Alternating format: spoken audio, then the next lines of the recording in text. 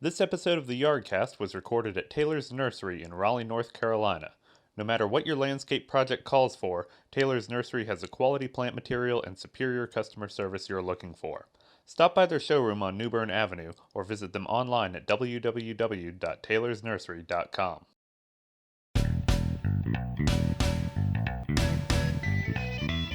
The plant we're going to talk about today is Southern Magnolia, Magnolia grandiflora. This particular variety is called K. Paris. Magnolias come in several different varieties that grow several different heights. There's Bracken Brown Beauty, there's Little Gem, and numerous other ones. This particular variety gets 30 foot tall. Bracken Brown Beauty, which is one of the largest varieties, will grow 50 foot or more and 30 foot wide. And Little Gem is probably one of the smaller ones, which will grow 20 to 25 foot tall by 15 foot wide.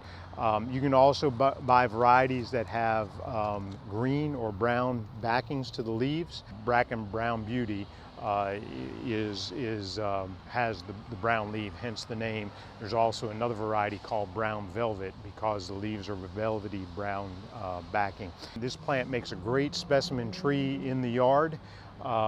It grows in full sun and can just dominate the front yard and landscape. So you need to make sure that you have enough room. So with these trees, you can tailor a tree to the space that you have to work with by variety, and you want to be really careful to buy the right variety depending on your space, because for the tree to be its best, it needs to have plenty of room to grow. Magnolias are evergreen.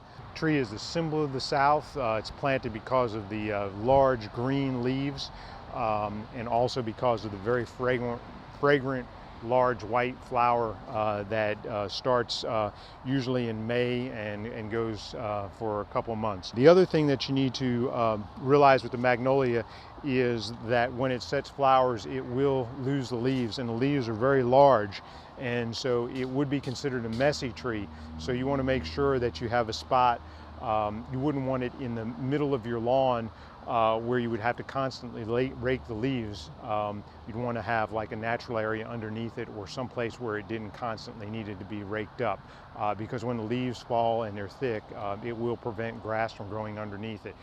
And as it gets bigger, the tree can be limbed up, or it can be left for the limbs to be all the way down to the ground.